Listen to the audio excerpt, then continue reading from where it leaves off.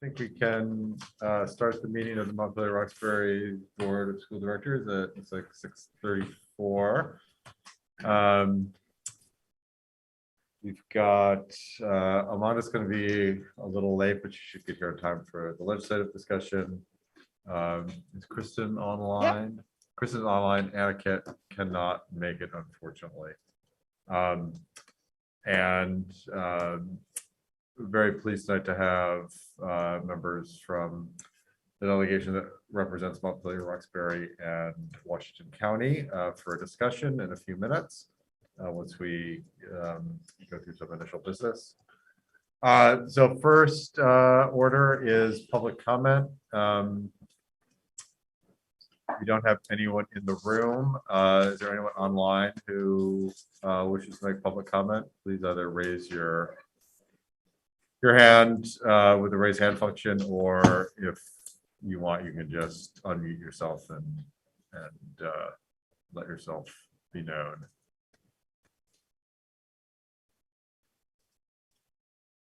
No, excellent.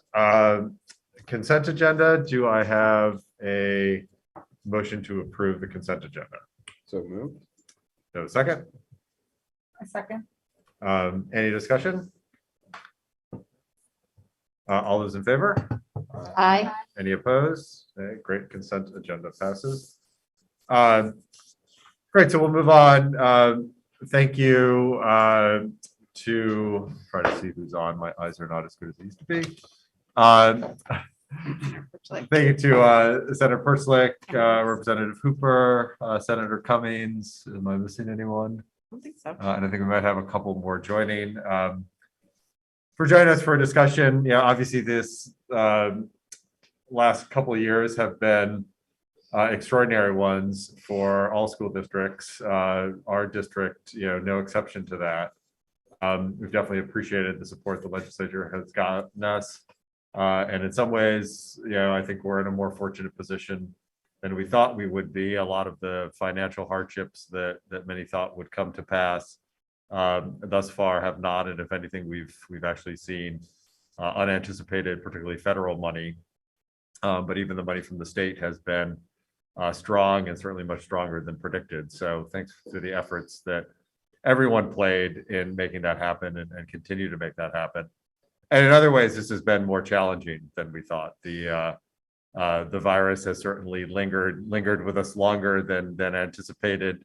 It seems to do good jobs of ducking and weaving every time we feel we've passed a milestone.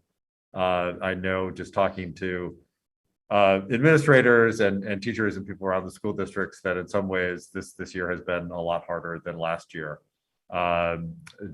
because of a variety of factors. I think burnout, fatigue, and the lack of predictability, and also the lack of a seeming end in sight have been some of the factors that have really, I think, started to wear people out in ways that weren't happening before. And with that, we have been very fortunate to have our kids in schools most days. I know some kids are really suffering, but I think because we've been able to be in school, we've been able to limit the number of kids who are highly impacted by this. Not to say that there are impacts we really need to deal with, but we have been able, and a lot of it's been through the heroic efforts of our educators and the leaders of our educators. We have been able to navigate this situation probably about as well as possible. That said, I think everyone is looking for some relief and an upturn and an end in sight. And we really wanted to have a discussion about some of the things in this legislature that we as a district should be watching for, share some ideas with you, and hopefully be prepared to kind of work together as we move through this legislative session to both get us out of COVID, hopefully in better shape than we came into it, and also just talk about some other issues that I know are out there, two of which I know are on the agenda. One is the equalized pupil changes to how equalized pupils are calculated, and what we should be thinking about in that regard. And then I think I don't want to put Red on the spot, but I know Red could well explain some of the challenges we've had, as can Kristen, with some of the laws around how districts can go about voting. We've got a couple issues where inconsistencies between the two towns' approach have had, I think, unanticipated consequences on mail-in ballot voting, for instance, and the ability of non-citizen residents to vote. So with that, why don't I hand it over to the senators and representatives to introduce themselves and just have the floor to talk about the perspective from the State House and some of the things that you've been seeing and that you feel we should have our eye on, and then we can just open it up to the board for comments and Q&A. Okay. Yeah, you can either do a popcorn or I can call on you. Why don't you start, Senator Cummings, since it looks like you're ready to go. Okay. I'm Ann Cummings, and I represent Washington County in the Vermont Senate. I chair the Finance Committee. Finance deals with property taxes. We deal with taxes. My committee has just started. We've been assigned in the weighting study to look at the weights, to look at whether or not we should do a weight, or I think they're calling them an equity payment, more of a grant. I'm watching Senator Perchlik because he was on the committee. So I have two members of finance that were also on the summer study committee. So we're going to have to decide if we're going to do grants, weights, or a hybrid, some grants, some weights. We're going to have to develop a transition because we know there will be some big winners and some big losers as we transition out and into what should be a system that does reflect the actual cost of educating students, and students particularly that require a little more to educate them. I've asked my committee to follow the example of the summer task force, and that is we aren't looking at runs, so I don't know who the real winners and losers are in my county. We're going to try and work to find a system that is equitable, that is just, that is fair, and then we'll run it. And some of us will probably gasp, but we're going to try and do that and then transition in so there is no major shock, financial shock to the schools. You've probably heard a year and a half ago, we were looking at $150 million deficit in the ed fund when this whole COVID hit and everything shut down. We're now looking at around $100 million surplus. The governor has a couple of proposals for that, including giving half of it back in rebates. I think my concern and my committee's concern is making sure that no matter what we do, there's adequate funding there, because once we get out 2 years, the growth rate, I think 3 years out, is predicted to be, and I'm looking at Representative Hoopy here, like 0.8%. And then there's inflation, and when the feds start playing with interest rates, there's always the danger that we'll cool it too fast and go into recession. So that potential is hanging out there, and we want to make sure that the money is there to fund schools in the future. We also realize that we have a lot of facilities needs, and we haven't put any money into that in well over a decade. So we've got a lot of things we're looking at that are impacting schools. Great, thank you. I don't know who wants to go next. Maybe Senator Persick? Yeah, thank you. And just want to also thank you for your service on the board. I'm Andrew Persick, representing Washington County, and I'm on the Education Committee. And we hear a lot about how stressed and difficult it is for students, parents, teachers, administrators, and school board members.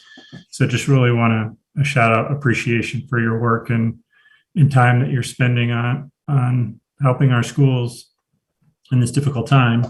To answer the question about things that I thought the school should be aware of, probably in an order of least important to most important, but one, I'm on the Transportation and Education Committee, and this year I'm on a third committee. I'm on the apportionment, which is like the redistricting of the legislative lines. And I think it's good for school boards to look at those maps. They send it out to the Board of Civil Authorities. I haven't really looked at the House map all that closely to see if it would impact, but I think if they actually adopted the majority reported map, it would change the towns that make up U32 that's U32. But Roxbury and Montpelier would change a little bit on who they are. So it's just something to think about. But the weighting study, Senator Cummings talked about how they're being the finance committee is going to really take the weights, and there's a whole bunch of different weights, or the equity payments, which could be just dollars to the schools directly for those issues of poverty and rurality and size and grades. And Superintendent Bonesteel has been very helpful in that process and coming into the summer committee and talking, and also to the education committee. But in education, we're talking about English as a second language. And Superintendent Bonesteel did come in specifically and talked about the issues that Montpelier-Roxbury are having with English as a second language or English language learners. So we're going to be taking that on. And the task force recommendation was to do that as a grant and not as weights, which some school districts and people in the state don't like. So it'd be interesting to hear how the Montpelier-Roxbury district thinks about a grant for English language learners instead of the weights.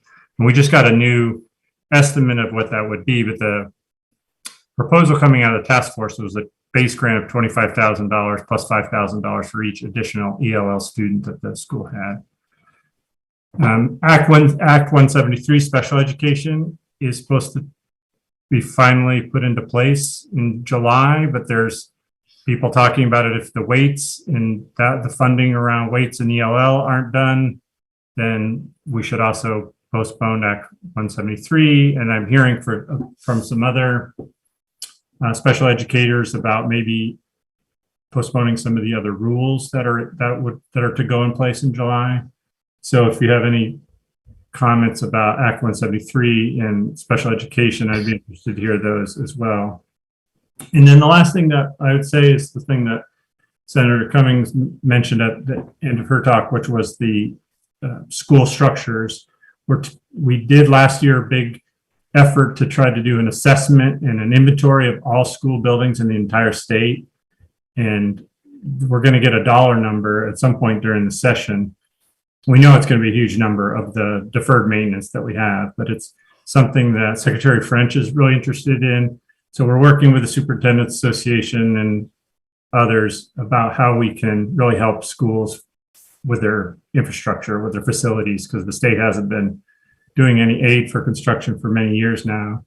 And I'm particularly interested in the HVAC work that we started last year and continuing that with some specifically around renewable and clean heating for schools. It's something I'm particularly interested in. So that's what I've been working on and what I think would impact the Montpelier school. We're saving all questions until the end, correct? Yeah. Representative Hooper? Yeah, hi. So I'm Mary Hooper. I represent Montpelier. I am not sitting where I usually do in my office because, in our house, because it's cold. And if my screen is too weird, I can go somewhere else. I can see I'm flickering a bit, but I'm by the fire next to my dog. So Sounds tell like a me good place to if I be. should Place. move. Yeah. You're good. So, it's okay, thanks. Yeah, so I'm the chair of the House Appropriations Committee. So we handle the other side of the ledger from Anne, and we just received the governor's budget proposal for FY23. And Ann's mentioned that there are tax proposals within his budget. That's how it gets presented to us. Significantly, he's suggesting that half of the surplus be returned to property taxpayers. I agree with Ann about the deep concern about the out years. Just as you mentioned, Jim, we're seeing this extraordinary largesse of the federal government and its stimulative effects throughout the economy. It's been pretty incredible what we're seeing now. And next year, the revenue projections are that we will start leveling off and return to that very constrained growth that does not keep up with the inflationary pressures on the budget. So while we're in a hot time right now, I'm just deeply concerned about making really smart investments now that pay off, but also not making commitments that we can't live up to in a year or two when revenues start to level off. One of the other significant, after the weighting study work, one of the other really significant efforts of the summer was the pension task force that obviously deeply affects teachers as well as state employees. And it's wonderful to see that there's an agreement between the public employees and others about what the solution is. I mentioned that in the terms of we are putting $200 million of general fund dollars into the pension puzzle, the question there. And what is exciting about that from a budget standpoint is that it pre-funds the retirement accounts of both the teachers and the state employees and puts us in the way of saving over time of the $8 billion liability there is within the two systems and kind of the four obligations in the two systems. That $8 billion liability, it buys down about $2 billion worth of liability. So it's a really significant investment. And I have just really deep gratitude to the NEA, the BNEA, as well as the state employees for coming and helping folks solve that problem. I think it's going to really make a difference. I'm just like all of you, I am just really deeply, deeply concerned about the well-being of the whole school community, but particularly kids and the supports that are there for them. I've asked the Agency of Human Services, which was in our committee today, to talk. I told them that I wanted mental health to report to us on Success Beyond 6. the funding there, and the resources that are available for you all at the school level. So I'd love to know what you're thinking about there. I couldn't see any particular funding in the governor's budget proposal around that. There is a good deal of talk, as you've probably been hearing, about CTEs. And I'm really curious about Montpelier-Roxbury's relationship with the CTE that serves this area. So if you wanted to, that's kind of on my list to understand. There's some nice funding for after-school programs in the governor's proposal. And again, I'd like to understand how you all are thinking about that. We didn't do anything in the budget adjustment for personal protective equipment for schools because we couldn't figure out how to get it to you quickly enough. I don't know if that's an issue, again, for our school district, but if you have, I'd love to think about that because we've certainly heard about that from other districts. I'm sure there's a much longer list, but that's what I jotted down. And I just wanted to end by saying how much I admire the work of everybody in the district. It is just extraordinary what you're doing. And, I thank you. Thank you for keeping our kids safe, and teaching them, and just marching through this really rough time. It's amazing. And I think you all know that that the legislature feels really free on calling on Superintendent Bonesteel to come up and advise us. And we really appreciate you lending her to us for helping us understand the issues you all are facing. So thanks. Looking forward to the conversation. Great, thank you. Yes, and I know Libby enjoys going up there. Senator Burchett and I are buddies. So I'll just open it up to the got one more. board. We got Senator Polina in here too. Oh, great. Well, let's give Senator Polina a chance to go. Just to let you know, Senator Polina, others on the phone have just kind of given an overview of some of the things on their radar, and then a few of them have asked for things they'd like us to comment on. So I'll give the same opportunity to you. Sure. Well, thanks for having us. Thanks. Have a good evening. I serve as vice chair of the Government Operations Committee, and there's a couple of relevant things that we're working on.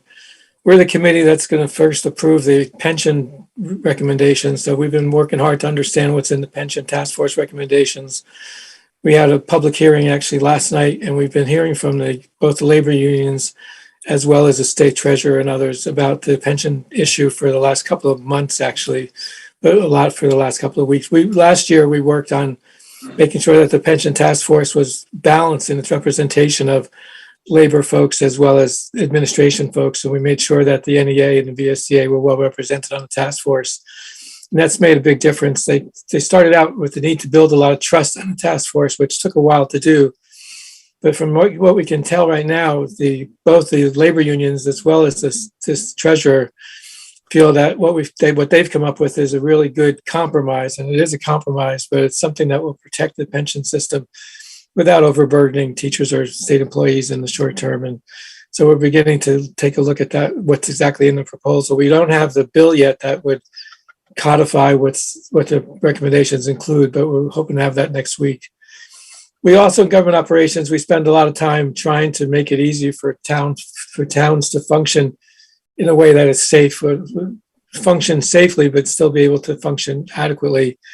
I know that you've had some things going on in terms of mail-out ballots in Montpelier-Roxbury district, which you are permitted to do under the law now, but only if every town agrees to make it happen. And I know there's been some issues around whether or not the town of Roxbury was going to go ahead with allowing it to happen, but we've made it possible for other municipal bodies to do totally remote meetings and whatnot. And we're trying to make it as easy as possible for people to cast their ballots as well.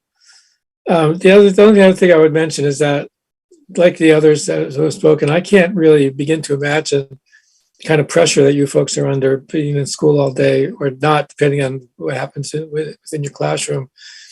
I mean, the work of teaching is difficult enough, and to do it during a pandemic is just unfathomable for most of us to begin to understand. So if there's things that we can do that makes your job easier, we would certainly be willing to take that on. We're limited in what we can do because there's no state of emergency anymore. So we've tried to talk about mask mandates and other things like that, but we run into a lot of roadblocks in terms of moving those things forward. But I mean, I really have a lot of respect for the work that schools are doing these days. And it just seems like such a difficult situation to be in. I really appreciate what you're all going through. So I mostly want to hear what you folks have to say in terms of this evening, but in terms of the pension debate, we're moving forward on that. In terms of trying to make it possible for towns to function adequately, municipal bodies to function adequately and remotely, we're working on that. And we're open to ways to try to make it easier for schools to operate as well. But I look forward to the conversation. Great, thank you, Senator. Let's open it to the board with other questions or comments or responses. I have a little other question. Yep. Thanks everybody for joining. Andrew Stein here.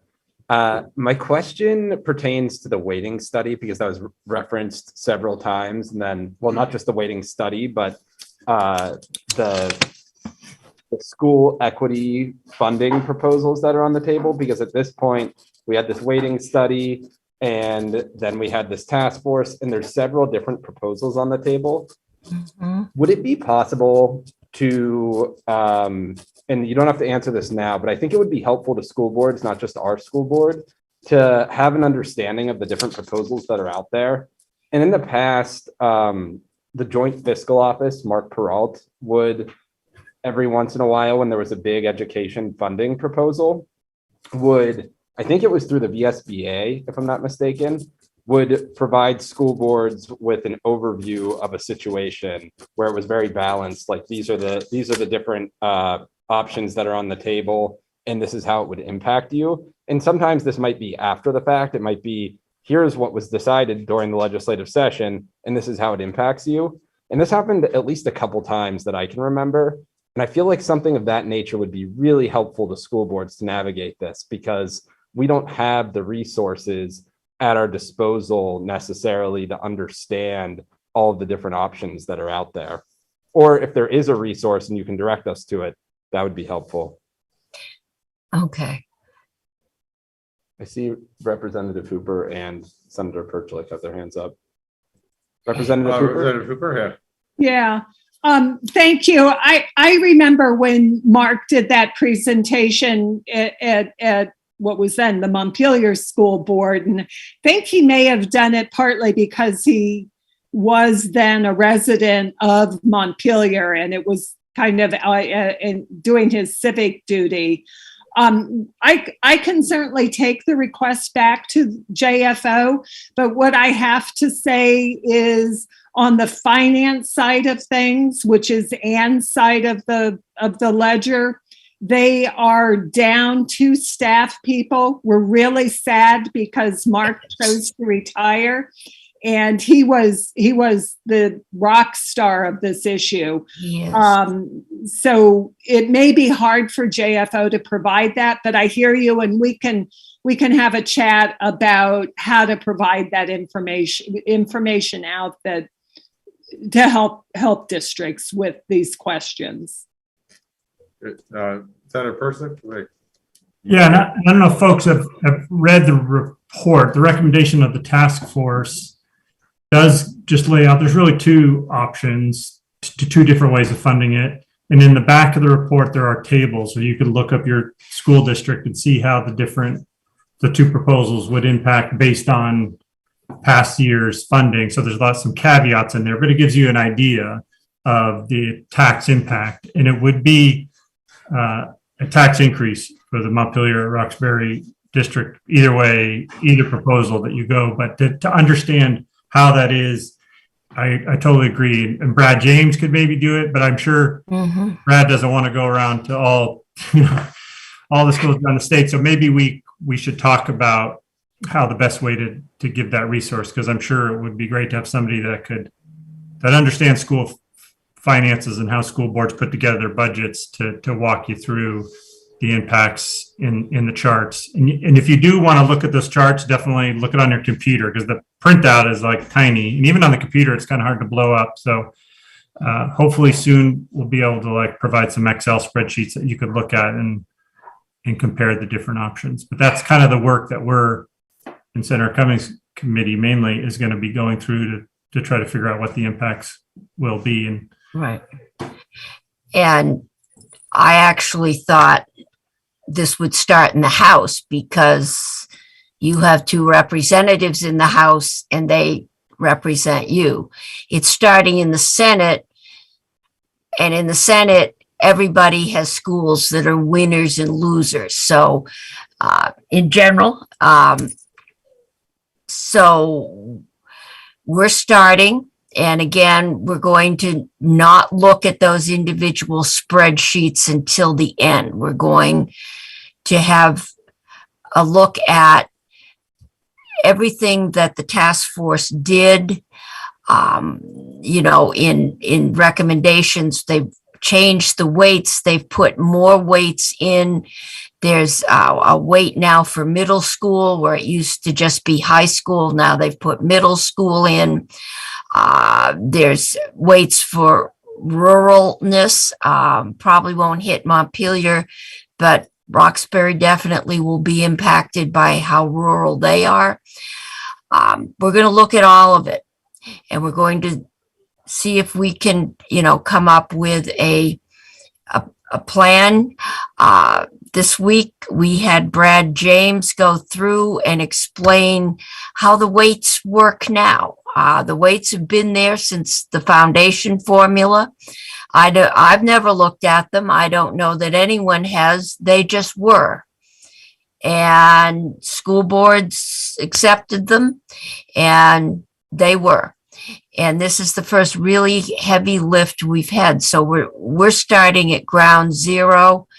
It was enlightening and humbling to watch Brad James walk us through how weights now can cancel each other out. So we're going to be working through that. Then we'll do the runs. And after we make a decision, it's going to go to the House. And they're going to be, I'm sure, much more focused on the impact locally. But then we're going to do a transition in so that there won't be any, 1 year huge impact. And this all interplays. It's taxation with tax rates and the common level of appraisal and your grand lists, and so much is changing right now. We're trying to get a handle on it before making any commitments. My commitment is to make sure you're adequately funded long run. And I'm concerned about, I didn't see anything in the governor's budget either about how we're going to come out of this pandemic and be, with exhausted teachers, exhausted, management, exhausted school employees, and exhausted and discouraged children. I have a grandson who was in kindergarten when this started. He's not in Montpelier, but he is in Vermont. He's now halfway through second grade, and he's got 6 months of any continuous school experience under his belt. He was quarantined for 5 weeks this fall, and he's discouraged. And he is not alone. And we're going to have to sink some money and some resources into that. And we know we have a mental health system that is imploding, was before this, and it's worse now. When we say anything, we're told, well, you have ESSER funds, but you have those and we don't know what they are or where they're being spent across the state. So that's going to be a challenge. And as Mary said, Mark Peralt retired. We've got 2 new people, and the long time, maybe 6 years, 7 years of, I don't think Graham's been with us that much, who's been doing our revenue forecasting, is trying to pick up the slack in the property, the education fund forecasting. So, and then COVID has hit. So, we're limping along, I think, like all of you. And we're just trying to do the best, but there are a lot of parts, and we're all under-resourced. Remote legislating, I'll have to see how Mary likes combination legislating. Other than there was a lot of feedback in joint meetings today. But it is more difficult. And just stay in touch. As you hear things, check them out with us. Email me. I'll run it down. Email any of us, and we'll do what we can to run the questions down. But right now, I'm in kindergarten and just start learning about this whole system that's been there forever. And then once we figure out the present system, then we have to start figuring out where we're going to go from here. So that's all I can tell you at this point. Wanda or Rhett, I'm not sure who had your hand up first, but. Sure. One thing that you could do is waive 5 days from the mandatory 175-day school year. Last week, Roxbury Village School was closed. We didn't have enough staff to run it safely. The following day, the entire district closed because there wasn't enough staff to take care of our kids. That could happen at any time. Every day, there are teachers in the classroom next door covering for somebody who's missing, creating a lack of continuity in education for our kids and outrageous experiences for our teachers. We're losing staff. We're having a hard time with staffing. I'm just going to speak on behalf of Libby there. That's all I can say about that. The other piece that I want to speak to, Act 46 requires that towns behave in the exact same way. And what that means is that a extreme minority in Roxbury can stop the will of Montpelier voters. Montpelier voters want to give the rights of non-citizens to vote. They passed that legislation. It was approved by the legislature. Roxbury, it has not gone before Roxbury. It's anti-democratic, basically. You have a town that's voting. The will of Montpelierites is being essentially vetoed by an extreme minority in Roxbury. And I really want our towns to get along. We're very different, and not being able to respect the will of either town doesn't help us develop the kind of relationships that are going to help us provide the best opportunities for our kids. Those are my points. Oops, I'm gonna take mine down. So, do you want to give the chance to respond to Rhett? Sure. It's like Senator Pertzik. I'm just going to go across the screen. I don't know who put their hand up first. Yeah, and maybe Anthony might have some on the citizen voting because they worked on that bill in his committee, but you might have to pass a new charter or something. But I hear you on that issue. On the 175 days in the education committee, we've had Secretary French in a couple times. We've talked to him about this. He's reluctant to just automatically just switch it to 170, 165 days for all schools across the board, but he seemed very open to waiving those days that were closed when there's just not enough staff. He made it seem like that's a no-brainer. Those days you won't have to make up. So we've been pressuring him a little bit, but there's it gets complicated. to just passing a bill that has to go through the whole process and to the governor and everything like that. So we're trying to put enough pressure on them so that schools that really had to close for the reasons that you gave, that those are days that you don't have to make up. And I really hope that would be the case, but we have been talking about that. That's a real issue around the state. Representative Cooper?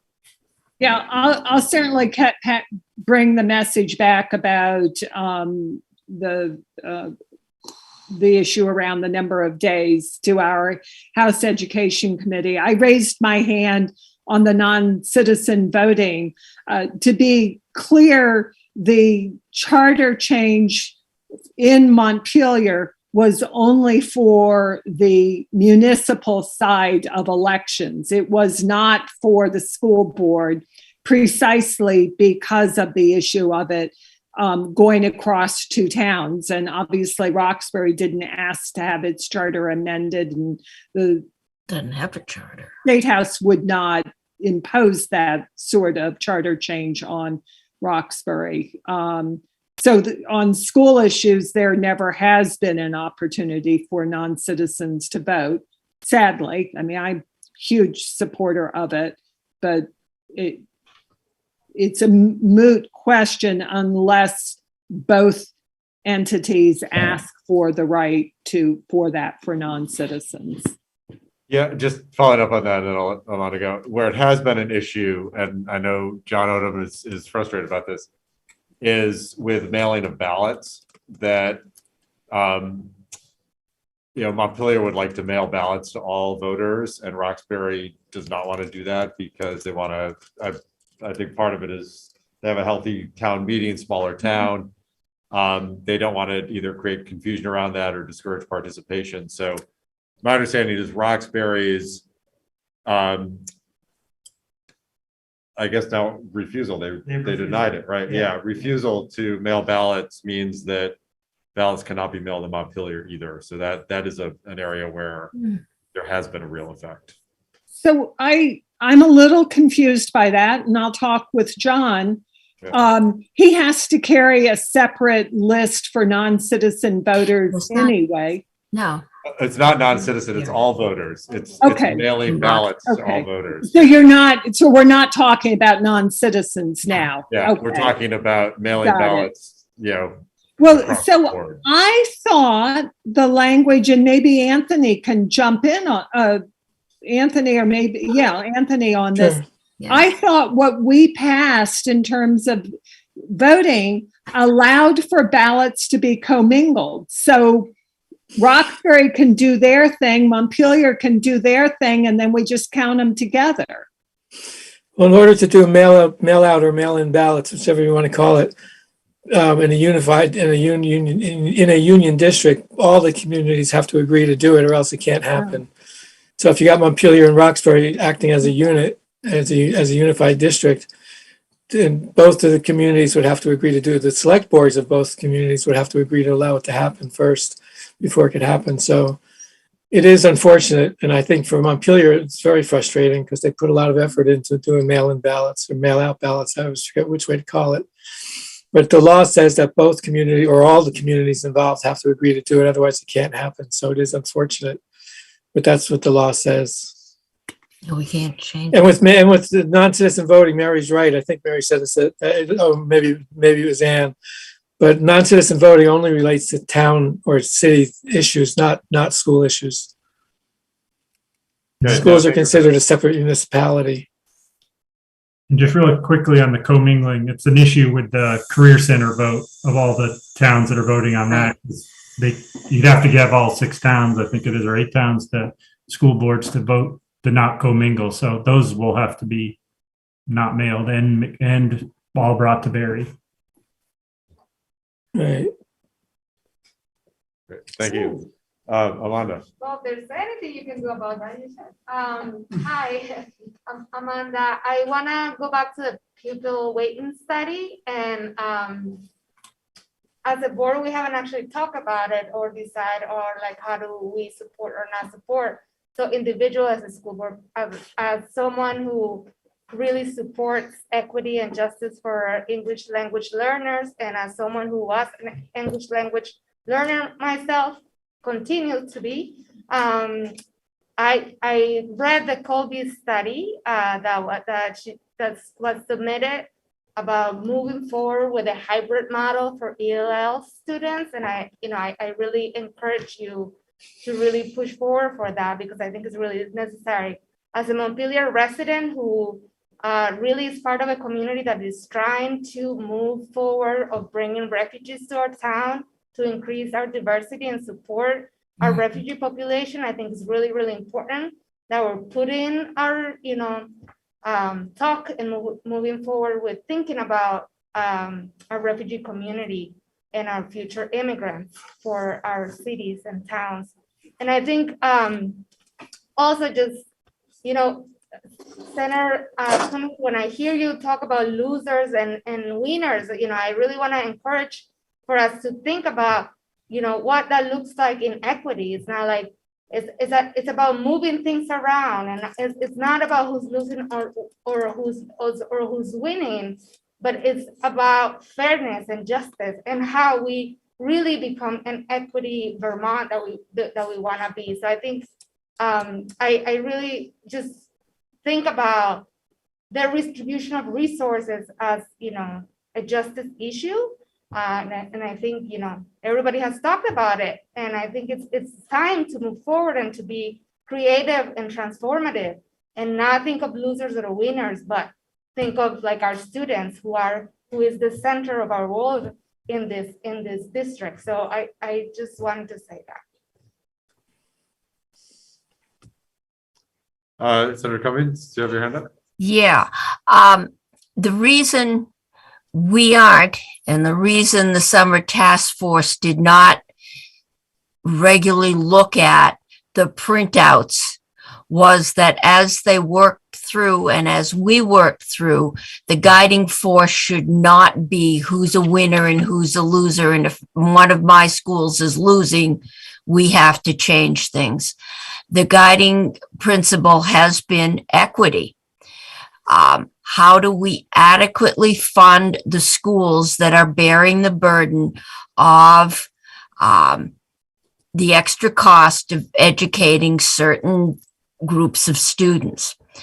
The English as second language, and I'm remembering this, one of the chairs, one of the co-chairs of the task force is on my committee, and she is very articulate, Senator Hardy. Their recommendation, the recommendation of the task force was that English language learners tend to be concentrated in a few schools, and they're trying to find a way to adequately fund those schools. And as we're trying to bring refugees, and right now, refugees has traditionally been more focused in the Chittenden County area. We've had some, I know there, one of many years ago, Barry and Montpelier were a site. Rutland is now a site. We want to make sure that the finances are there to adequately help those students learn a new language so that they can adjust and feel comfortable in a new culture. And one of the concerns through all of this, the reason we do the waiting is to get the extra services for the students. And ELL, that's especially important.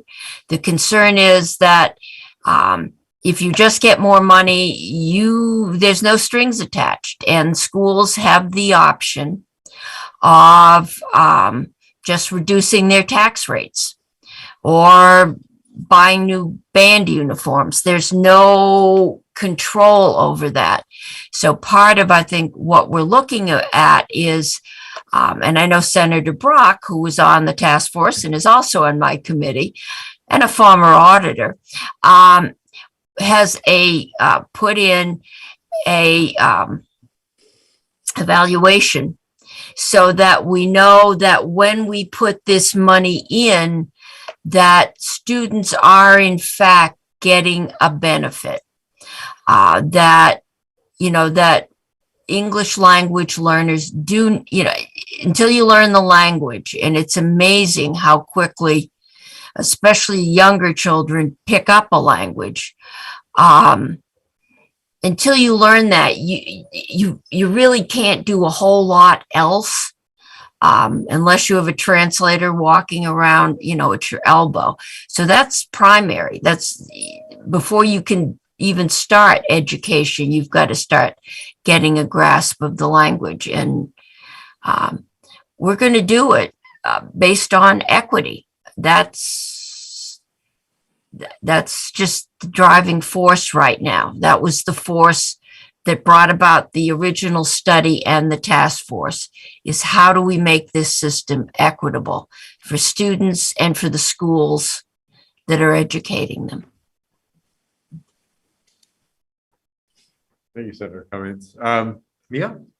I also wanted to note, it looked like maybe a member of the public offered a question. I don't know if we wanted to take any of those, or I couldn't read what the whole question was, but I just, In the chat. I in saw the that chat, too, it yeah. popped up. I will take a look. Okay, yeah. I have a couple of questions. I was glad to hear an acknowledgement that we are in a mental health crisis right now. And I'm curious to know, because it is clear that our schools are carrying a lot of that burden and shouldn't be.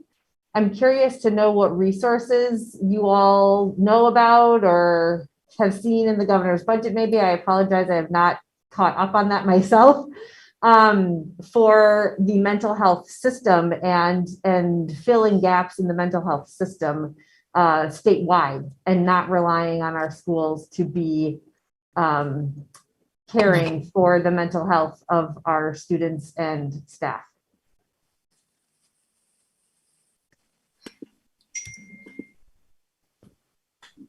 Representative Hooper? So in the budget adjustment, which passed out of my committee last week and is going to be on the floor of the House tomorrow, we significantly added to the current fiscal year budget resources for designated agencies who are, one of the key providers of mental health services broadly in our communities. We significantly did work on that. Honestly, I doubt if it was enough, but we made a difference over what the governor had proposed.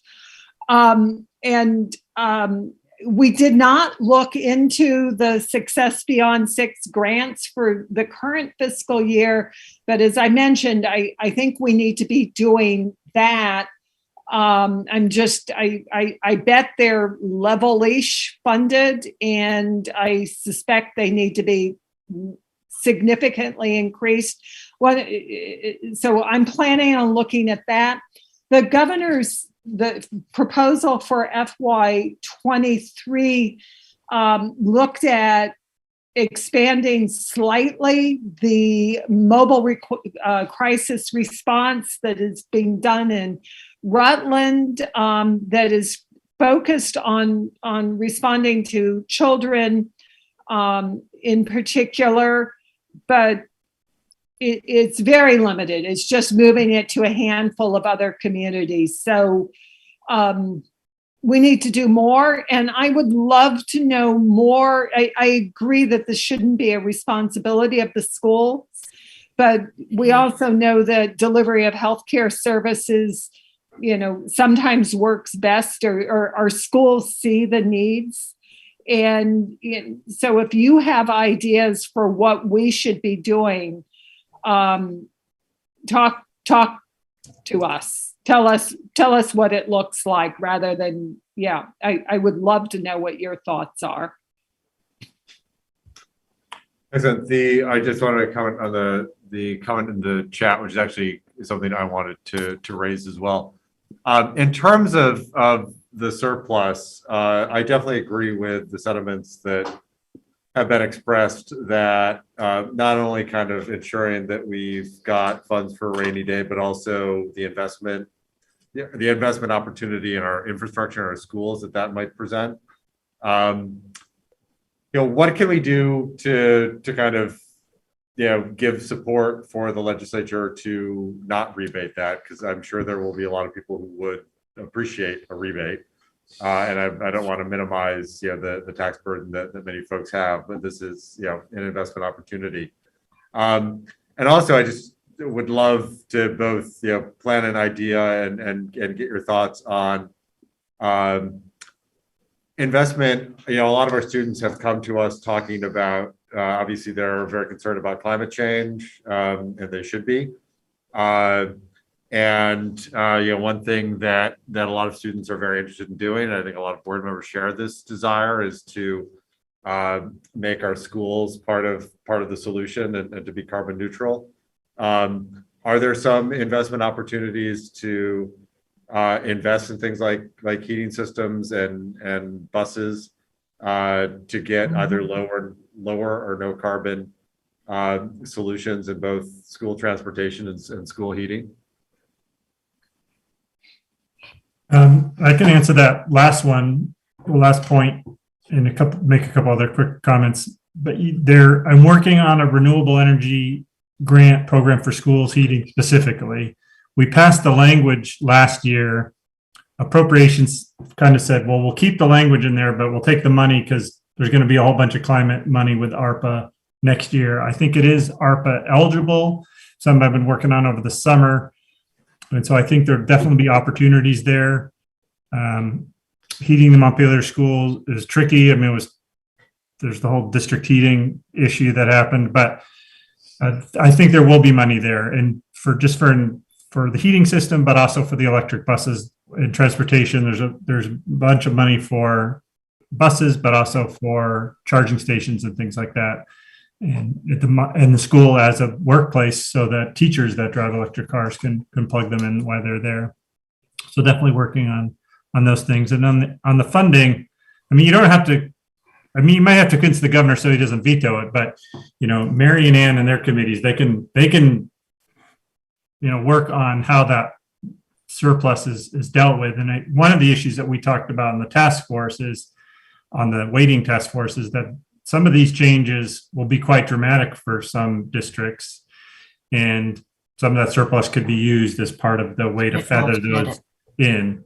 In addition to over time, this is an opportunity to do this equity work, but make it not so much of a big hit to some of these taxpayers. Okay, thank you. Senator Cummings?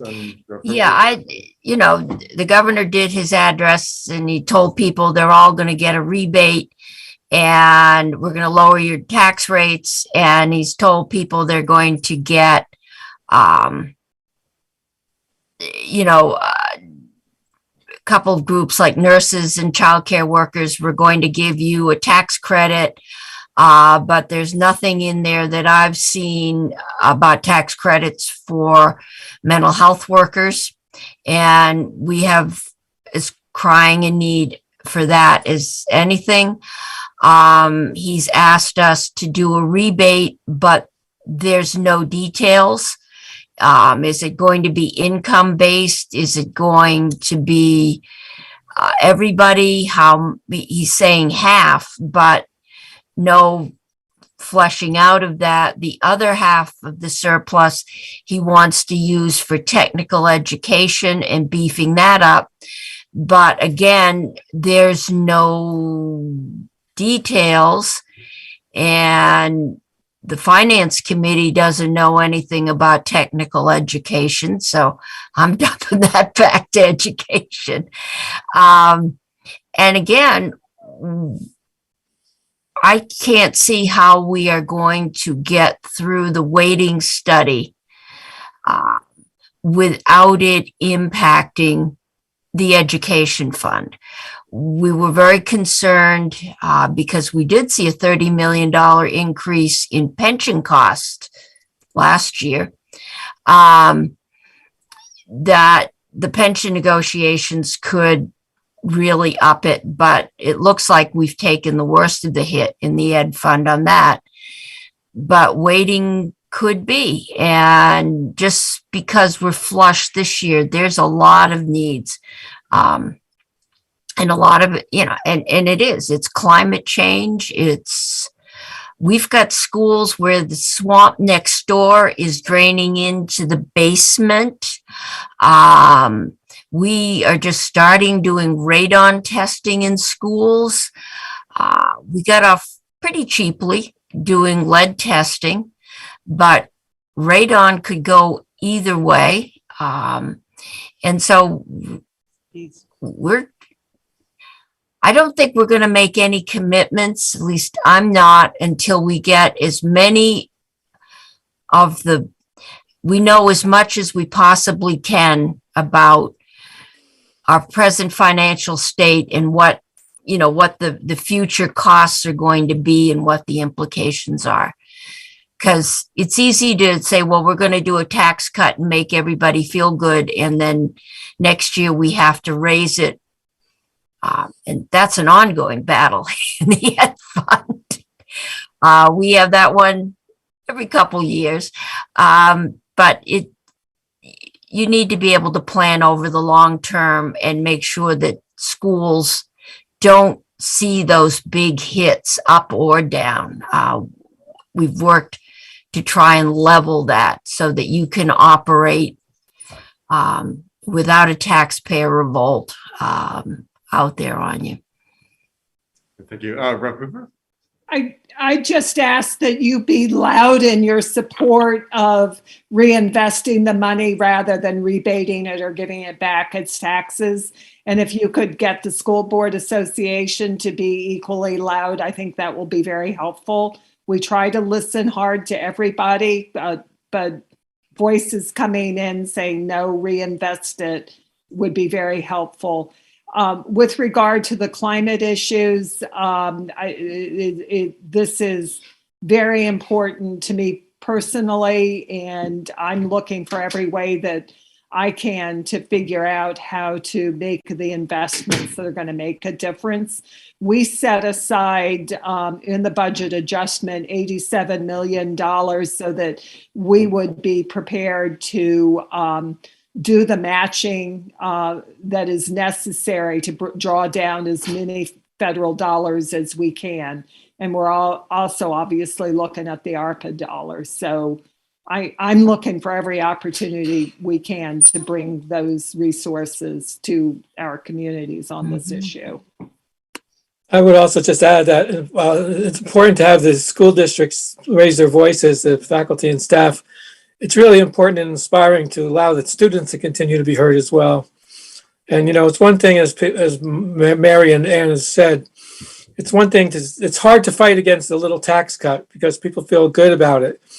But a little tax cut doesn't necessarily help you if then your schools are dilapidated in the long run.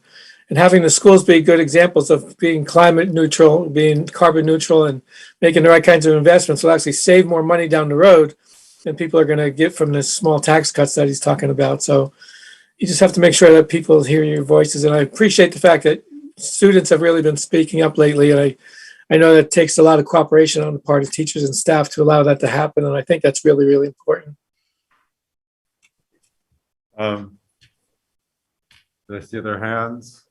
Mia?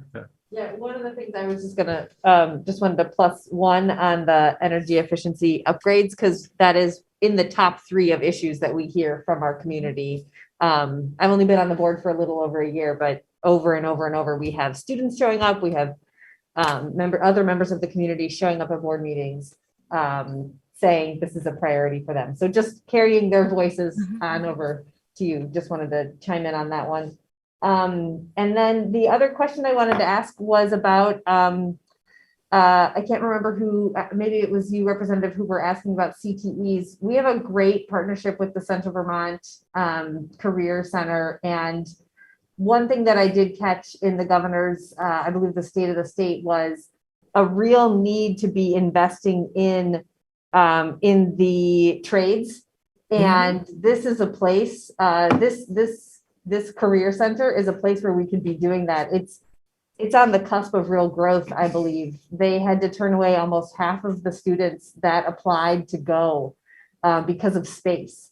And as Senator Perchlik referenced earlier, our town and the other 17 towns that send students there will be voting to make it its own district. And it feels like a real chance to, I don't know, have sort of like a shining star of education and career development and career preparation for the young people for generations to come. So I just wanted to, I don't know exactly it's going to take money to make that happen. And it feels like a real win-win for both what our state needs, because we need people who can do these really technical, highly specific and very well-trained jobs. And we need to be able to give the students this opportunity because they had to turn away so many of them just this year.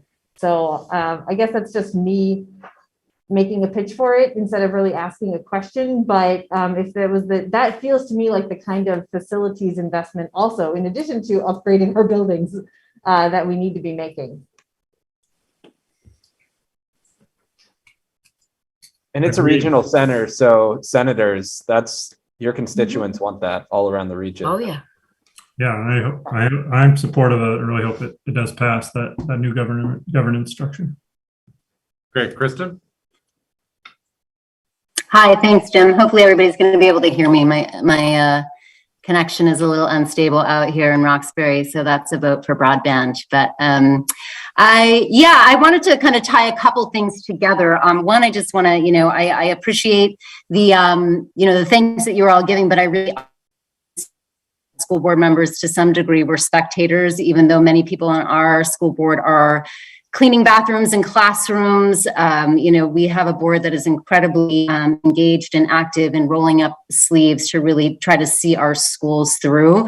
But I just really want to give it up to Libby Bonesteel, who has been an incredible, I couldn't think of really like a more fitting last name for Libby. Because even though I will not say, this is not to undermine that, this has been so hard for her and all of our staff. And I think anything that you can continue to do to advocate for our schools and the reality that they're experiencing on a daily basis that ranges anywhere from heartbreaking to exhausting to impossible, to just convey that message to legislators and the governor and the Agency of Education.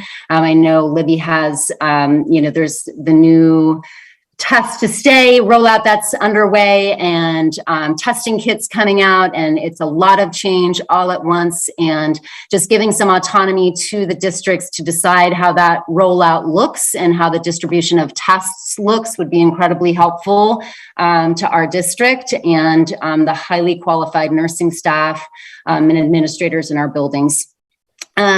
So yeah, that's one piece. I did have some questions. I know, Senator Perchlik, that you were on the Universal After School Task Force, I believe, which I'm not sure if that work is done. I do, and I wanted to respond. I know Representative Hooper, you had asked a question just where this board is at in terms of after school programming, because it sounds like there is some funding that's coming through the governor's budget.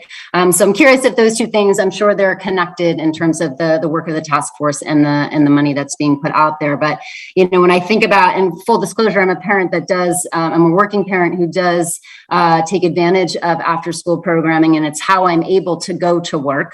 And I think that's true for many families. And I think there's there are definitely some families in our district I know that are not able to access after school programming because of capacity. So I'm curious how that funding is going to become available, what it's intended for. While our district does have after school programs in both towns, even though they operate somewhat differently, who is going to be eligible for that funding and how? And then I would just also wonder, after school programs can be really, really powerful settings for mental health services. A big role of after school programming is social, emotional, and behavioral supports of our students, and just, encouraging some rethinking about how after school program funding could be extended towards really kind of bulking up mental health support opportunities, even though I know our resources are also thin in terms of just people. And so, yeah, and I guess I would just say that all after-school programs are not equal. And so if we have funding that is really going to invest in excellent staffing that can really play the role, the potential role that after-school programs can fill, then we can be picking up some of the slack that, not the slack, but just some of the hardship on the school day in terms of educational enrichment happening in after school, the mental health piece, and the wraparound services for families that sometimes it's just really hard for school day folks to extend. So clearly I'm an advocate for after school, and I would just really love to hear the status of the funding and the Universal After School Task Force. Thank you. Well, I can start on the task force did end its work. We issued our report, but we're going to have Holly Morehouse into the education committee to give us an update. It's the one thing, I'm sure there are other things, but well, I disagree with the governor on a lot of things, but one thing that I'm really in line with him on is universal after school funding. And it seems like something he's very genuine about. And I know folks that work for the governor are really working hard to make that funding happen and working together with After School Vermont to make it happen. So I don't know that maybe Mary or Ann knows more of the details of the funding. I just know that he mentioned it, and I know I've talked to folks in the governor's office about that there's going to be money. On the task force, we talked about making sure that the money from the cannabis sales is continued to be earmarked for after school. So that's the kind of ongoing funding that we're going to need to have universal after school of the high quality that you talked about, which I totally agree with. And we're going to need something like that to really get to universal after school, because we have this one-time money, but as everybody talks about, they don't want to use one-time money for ongoing programs. So a part of that cannabis money is something that we could use for the after school and the summer programs and the vacation days and all the different things that these children need when their parents are working. So I'm continuing to work on it. Also, Senator Campion was on a prior after school task force a few years ago, so he's also a big supporter of it. So it's something that the education committee is going to continue to work on. But unfortunately, I don't have any details for you today. Senator Cummings? Yeah, I also have the Cannabis Bill. And there's several proposals for how to spend the money. I have at least 3 cannabis bills. But when the base agreement went through is that, and I'm forgetting the percentage, money would go to prevention, and after school was part of the prevention. But in the spirit of saying something as an idea, and knowing that it frequently takes over a decade for an idea whose time has come, we are struggling with an entire system that was set up when mothers were home to take care of children, and children went to school when they were 6, and they came home at 2:30, 3 o'clock in the afternoon, and they had days off, and they came home when they were sick, and they had the summers off. And that isn't so anymore. We're dealing with childcare, and we found out the stress in childcare is equal to the stress in schools, only the pay is worse. We're trying to find a way to socialize the fact that women are in the workforce, that children need someone to care for them, watch them, educate them while their parents are working. And that's preschool. I watch my daughters. One of my daughters is a vet tech. She drops her kids off at school at 7:30 in the morning because she has to be to work in the afternoon. Those same grandchildren go to day camp in Montpelier, fortunately, but it gets out at 4:30 and their parents don't get out of work until 5 o'clock. So their grandfather and I pick them up and they come to our house until their parents are free. Not everyone has grandparents that can pick kids up. And we've got all these different schedules. And we're going to have to, because we're going to have to find a way. Our children who are our future need that. And we are working. And a lot of it comes down to money. I think we know what needs to be done, but finding a way to socialize that cost. And I think businesses learned during the pandemic that, yes, childcare is very important because their workers can't work if their kids keep getting sent home from school because they've been exposed, or, you know, your workers are afraid to, childcare has been an essential, and school has been an essential. And having some place for those kids to go after school is essential. And hopefully, as we come out of this, we'll be able to have a talk with the business community, with society as a whole, as to how do we socialize the cost of caring for our children, because we all benefit from it. But it's challenging, but it's all there. It's all one piece, right up through post-secondary education or training, or, you know, whatever we're calling it. I want to acknowledge we're a little over time, and I promised you an hour, so I don't want to keep up everybody's very flavor time.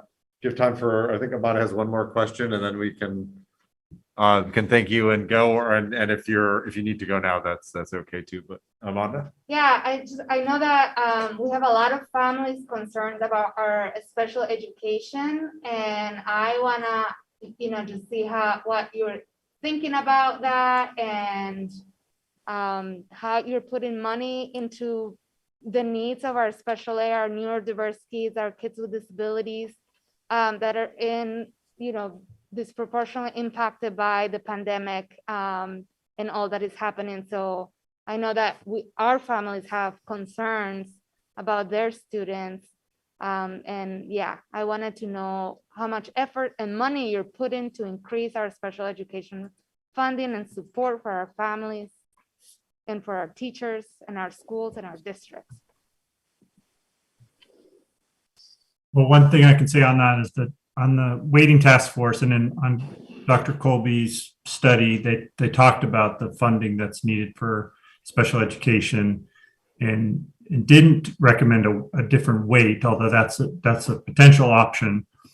But it was clear that the changes of Act 173, which would change it to a census block grant, are going to have an impact on that. And sort of like the weights, it could, depending on which special education students you have which year, it could provide more funding or it could provide less. And so it's definitely, as far as from my perspective, if we have to make sure that the Act 173 changes happen together with the weights, because it's going to impact, they're going to be interconnected, all these things. And you need to know kind of how much, what your budget is with the pupils that you have, whether they have special needs. We also talked about having a special grant for those students that are experiencing trauma, because that was something else that Dr. Colby identified in her original report, is that if you're talking about additional funding that gets some students up to performing at the same level as others, those that have experienced trauma definitely need more services. And didn't recommend a weight for that either, but recommended that we look at trying to find some kind of like categorical grant for that. So that's something else that we're going to look at in education. But I hear you, Amanda, and I'm also willing to talk to you and more about the English language learners and want to make sure that maybe you come into the committee and talk about it as well. Thank you. Great. Well, thank you again. This was a fantastic conversation. We really appreciate your time and your willingness to go a little over time. We look forward to continuing to communicate throughout the session and working with you to both improve our schools and do good by our students and get us out of the current pandemic stronger than we came into it. So thank you again. We really appreciated the time. Thank you. Thank you. Oh, Thank very all the school people that are working so hard. It's amazing. Thank you. Representative Hooper dropped something into the chat that she wanted us to, if someone could just read it out loud so we can all know what she said. Just says I have no details on the governor's proposal. Okay, great. Very helpful. Great. Thank you again. Good All night. righty. Thank Good you. night. See you all. Thank you. Bye-bye. Thank you. Thank you. So next on the agenda is a facilities committee update, and I'm not sure. We have an We have extra. nothing to. Nothing, no update on? No. Okay, I that's, could update on that, right? Yeah. I feel like I should say it for me to still remind I work at the Department of Taxes because I'm used to saying that in front of these people all the time. Kristen did try to get us back together. We did have a plan in the fall that we thought it'd be great to visit the school buildings to sort of remind us the context of the conversations about the facilities. And so I do think we'd still like to do that. I think that has gotten rightly derailed by just the literal demand on staff time. that would yes, be involved in that. absolutely. So I think we talked about setting up some dates in the coming months and possibly having maybe in-person tours when it seems safe to do so in each of the buildings before board meetings. Try to do maybe one per board meeting, something like that. Yeah, no, that, I think that's a great idea, and I know, I mean, I certainly did one when I was early on the board. It was very helpful. Those were different times, but I think when the staff feels comfortable doing it, we should definitely do it. It's really good to see even things like just seeing the heating systems and you know, how Seeing the board schools through work. Andrew's eyes, or seeing the the buildings school. through Andrew's eyes is a completely different experience than you just walking through the hallways. Yeah, I believe it. excellent. Really, really briefly too on this issue with regard to net zero initiatives, the city audit did come out. It was published. I did send that around months ago. I don't know if I sent it to everyone on the board, but I think I sent it to the facilities committee. And I do think that's something that when the facilities committee next meets should review and discuss and talk with Andrew about general implications. It was at a very high level. But I think it would still be helpful. Yeah.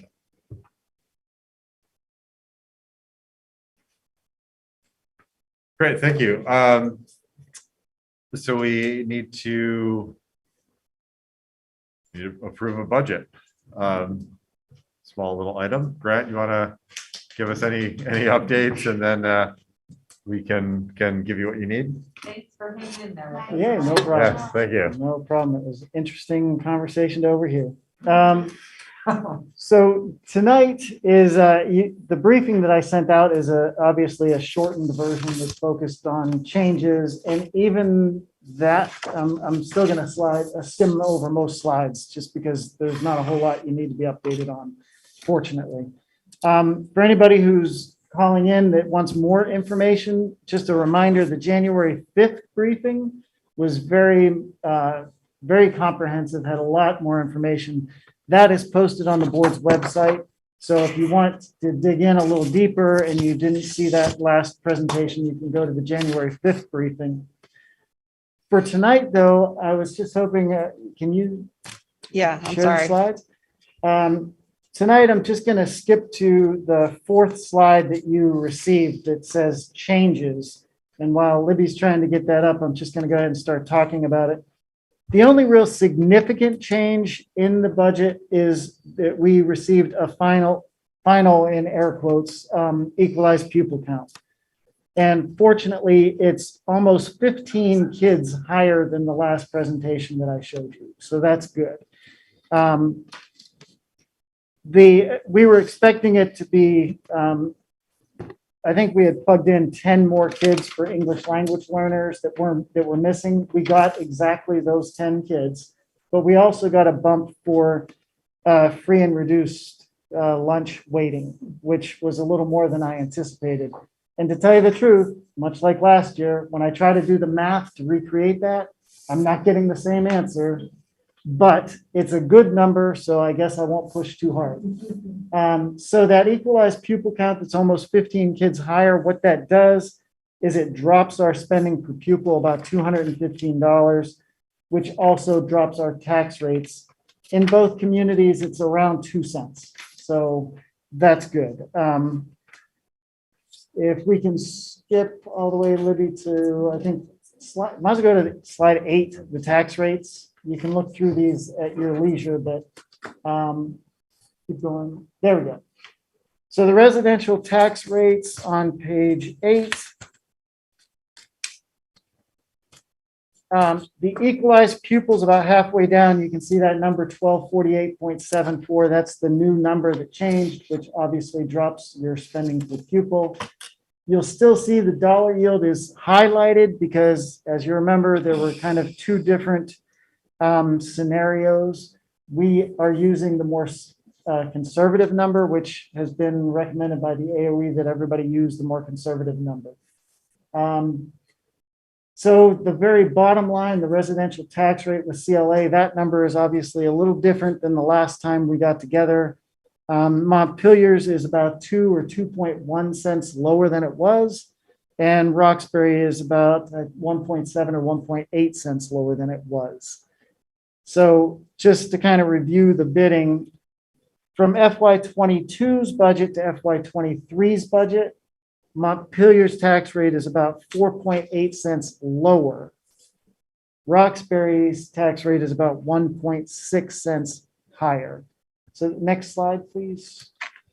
The next slide shows those residential tax rate impacts for every $100,000 worth of property value. So you can see in Montpelier, it'd be $48 less for $100,000 in property. In Roxbury, $16 more for every 100,000. And as the note says, we don't have a final dollar yield. That won't come out until after town meeting day. So these aren't final numbers, but this is pretty good. These are pretty good numbers for us. Can you skip?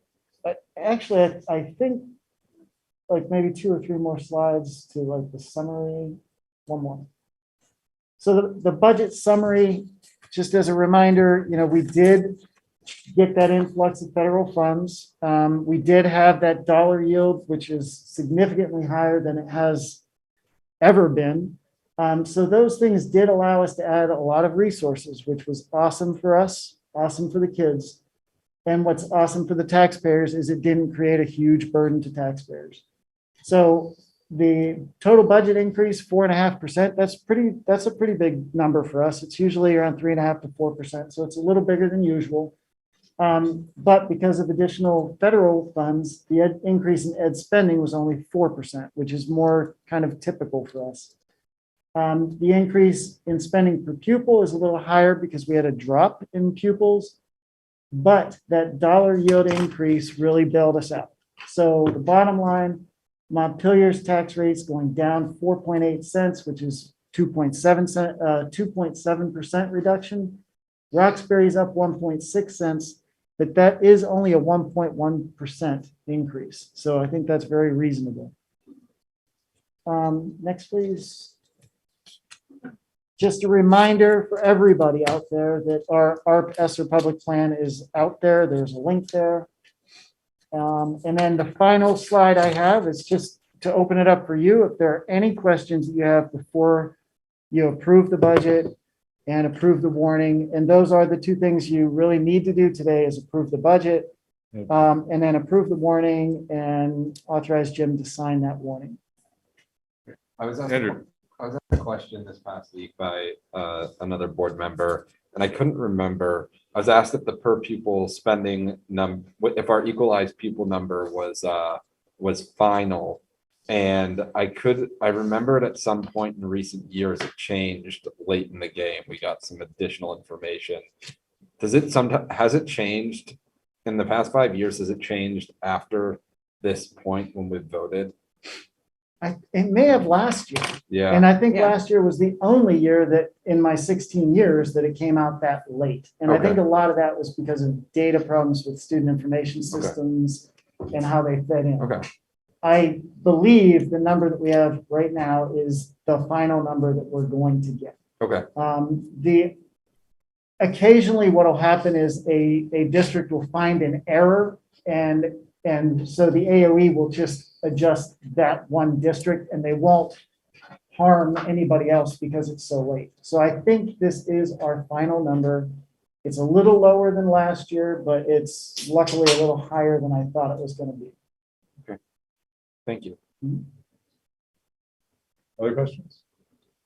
Yeah. Just looking a little further ahead, like to next year, I guess not necessarily for this year, but the equalized pupil, do you think that went down more because we cleaned up our data this year? Or do you think that is more of a trend because we also have some declining enrollment, or?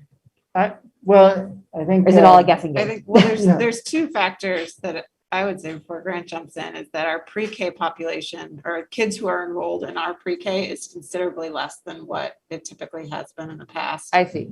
And our kindergarten is considerably lower. Now, remember, neither of those two things are mandatory. Right. So there could very well be families out there, I don't know, I have no way of knowing, Right. that are holding their kids out of kindergarten in particular, Mhm. until next year. And I'd say, I think our number is down like maybe 11 or 12 from last year. Right. About 6 of that is just because the overall statewide equalizing ratio that's everybody gets hit with dropped us by 6 kids right there. Yeah. So over half of our decrease was because of an equalizing ratio statewide that's a little lower than it was last year. And that's not related to us having cleaner data? It is not. Okay. It's related to just the actual number of kids versus the weighting, how the weighting artificially increases. And so it looks like there's more kids than there really are. And so they bring everybody down. Yeah. So everybody gets Okay. hit with like a 95% factor. And last year that factor was a little higher statewide. So that was over half of it. And then about 4 kids, I think, is probably just pre-K by itself. Because we were up to about 130 between in-house and private.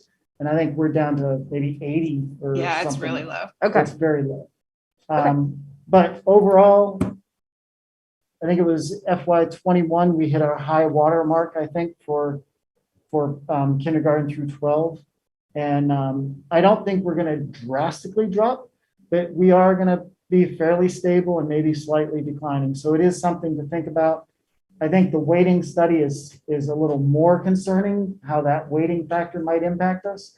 And I was glad to hear the legislators talk about transitioning to it. Because I think if that all happened in 1 year, it would be devastating for tax rates. So I'm glad that they're talking already about transitioning it in. Okay. Thanks, Grant. Other questions? Brett? First one, has it been historically acceptable to refer to people from Montpelier as Montpelierites? Roxbury people as Roxburians? Roxbury. I think you're gonna have to go to the Historical Society for that one.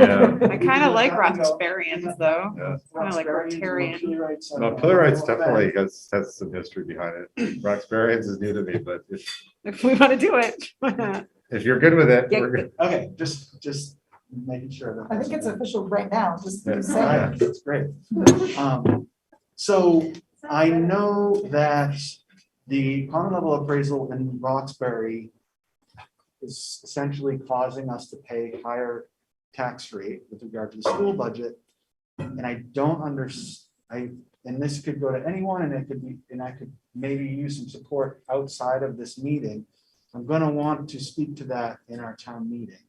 And sort of explain how Roxbury doesn't get hit with a tax increase based on the common level of appraisal. Go back to that slide. I mean, it's 11.8% negative impact, meaning we would pay 11.8 cents negative impact, meaning we would I think pay one more. more. So I think for Slide me, 8. the important piece to put in perspective for folks is that it was the overall actual tax burden, like the literal dollar amount that's on the property tax bill is still far lower. The CLA in Montpelier is at 80%, which is like that's pretty bad. And the property values in Roxbury have been going up and down. And there's such a small number of sales per year that it's a lot more volatile. But I think for me, it's helpful to look at that the actual literal property tax bill on the same value is still lower. It's not that there's this. Okay. And if you can go back one more slide, Steve, please. Yeah. So yeah, on this slide, you can see,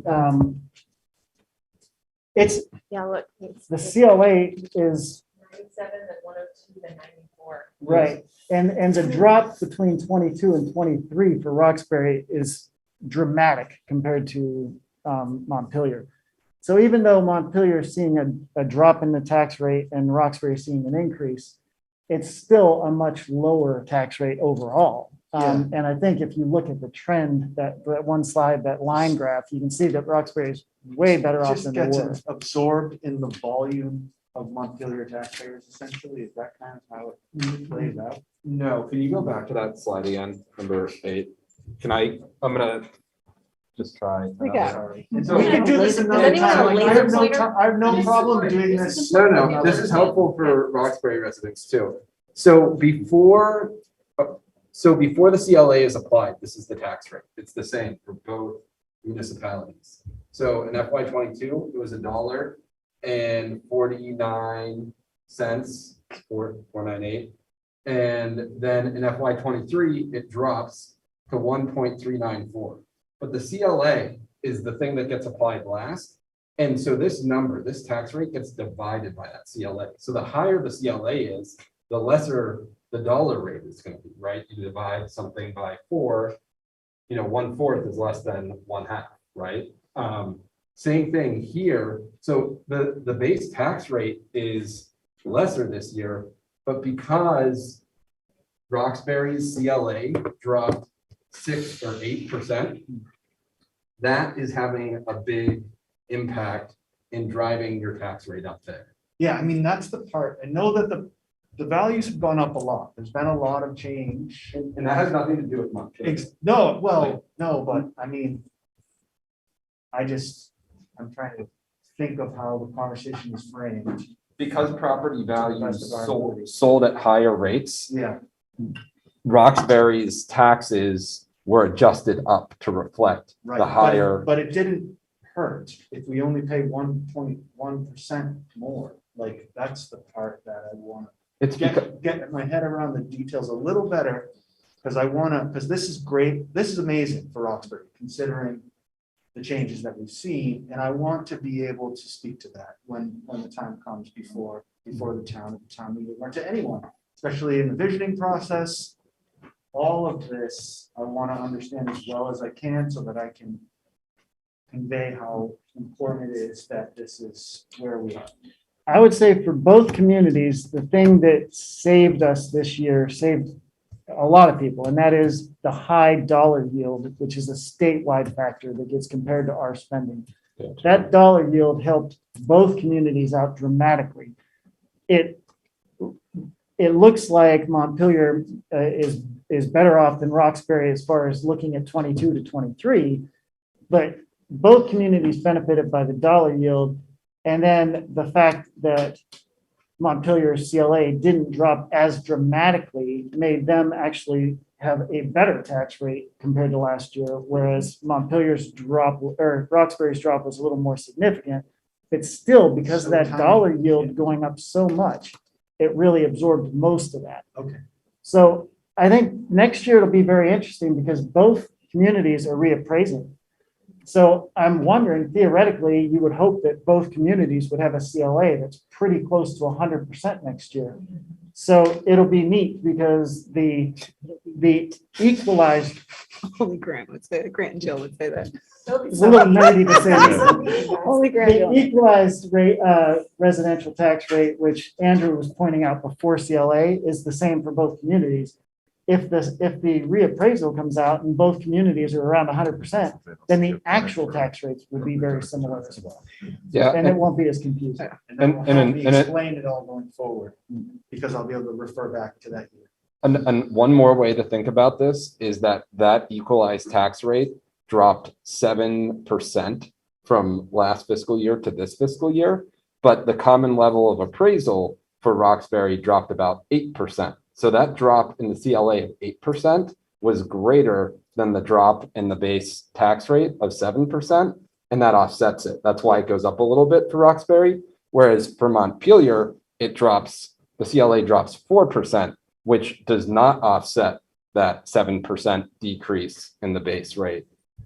So therefore, Montpelier realized the increase. But the CLA is based on, it's based on sales of properties in the different municipalities.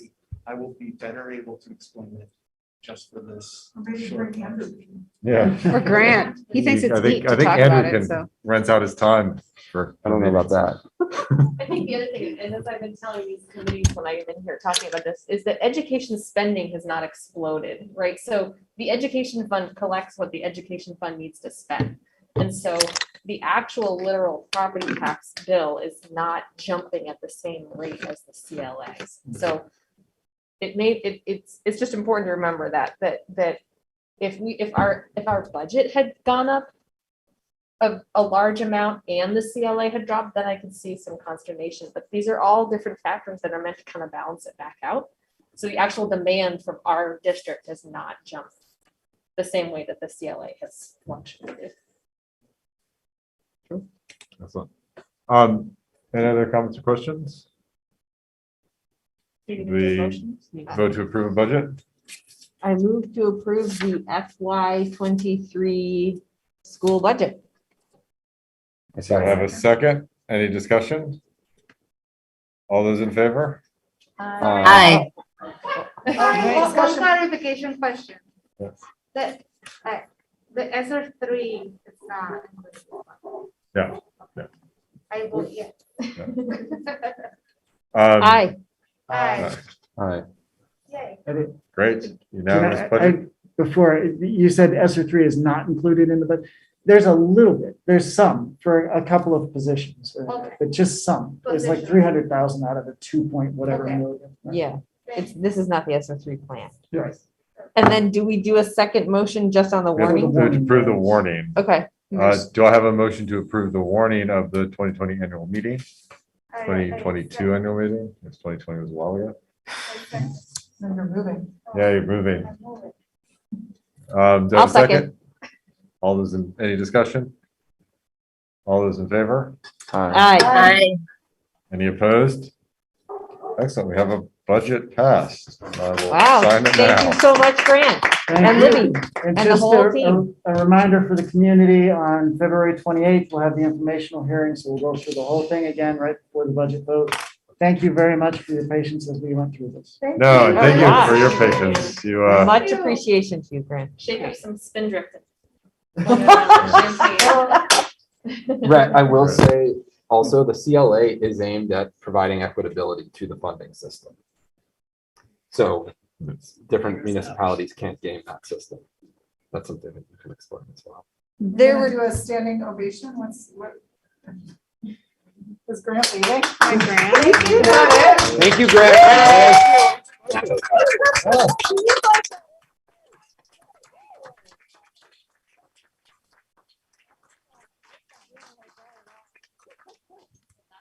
You didn't like that at all. Yeah. I loved every second of it. Jim, there were 2 warnings in our board packet. Did we just vote on both of them at the same time?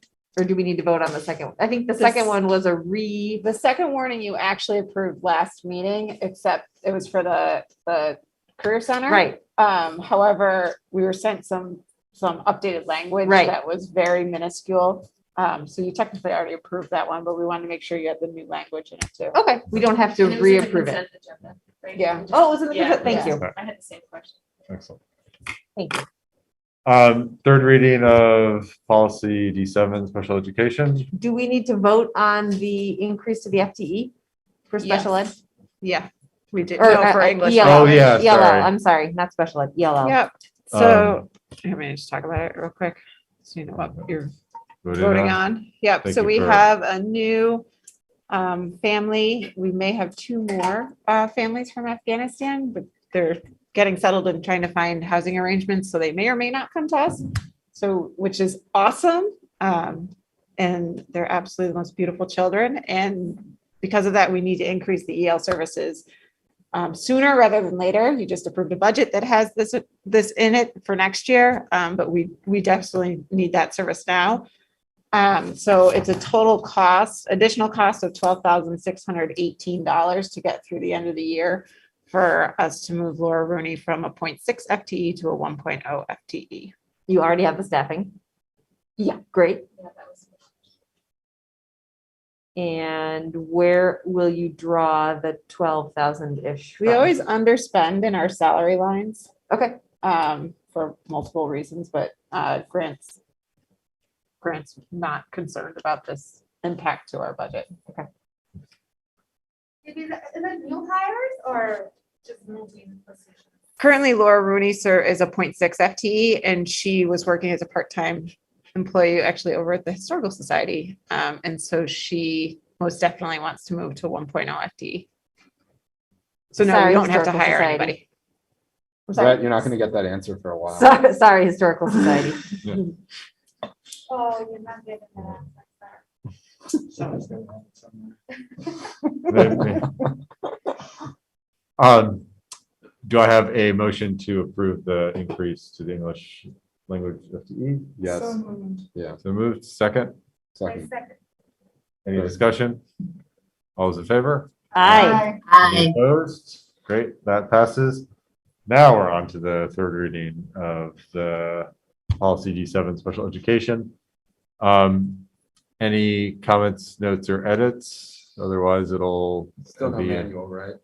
Huh? No, we should have asked them about that. It's just not. They're not the right people. Barking up the wrong tree there. Just kidding. Different branch of government, Um, not to be a nerd. all right, so that will appear in next week's I appreciate consent or next meeting's consent agenda. Yep. Excellent. Do I have a motion to adjourn? Can I just give an update of the answer? Sure. So we had 4 Zoom meetings at the BIPOC, LGBTQ special ed, and literacy. I'm finishing up just compiling all of the notes in one document to send to all of you within the administration. I did want to just that, for some, we want to send the notes to those special pockets and say, you weren't here. If you still have time to give us some more feedback, so there's like a little form with the notes from the meeting with us, but like if you have families in literacy, they can actually fill out the Google form. So I just wanted to update you all on that process. And so I'll be sending what we have right now in the next few days, and then I think we still have that as an ongoing kind of just process. It was very rich. I took notes for the BIPOC. I ended up staying for the LGBTQ because Juliet didn't take notes, and V, who was from Outright, was like, just take the notes. So I just took the notes, and then Mia did the literacy, and then I took the notes for the special ed. So it was really just beautiful and nice to have contact with families. And I do believe that we wanted to do another one for families, low income families, but I don't know what capacity we have to send out the notes. And I was thinking we'll just do a few meetings or lunches, pop-ups in Zoom. So not just here the 4, and then each of the school board can just take one. Not so much like affinity board, but just say the board will be here to listen. So we can come up with a few in the next few weeks and just to listen. Thank you so much, Yes, Amanda, thank you. for spearheading that and for helping and being present and listening. It's great. Yeah, no, absolutely. Thank you. Did I hear you say in the beginning, you're gonna get us the notes? Yeah. Okay. Yeah, and the Saturday. Oh, there's no rush right now, Okay. believe me. I'm like, We figured. There's zero rush. I'm like a week behind. Believe me, I will be on my computer on my Sunday work. morning, but Excellent. Motion to adjourn? So moved. Second? Second. All those in favor? Aye. Great. Thanks, everyone. and Congrats on a budget. Yay. Thank you. Bye, everyone.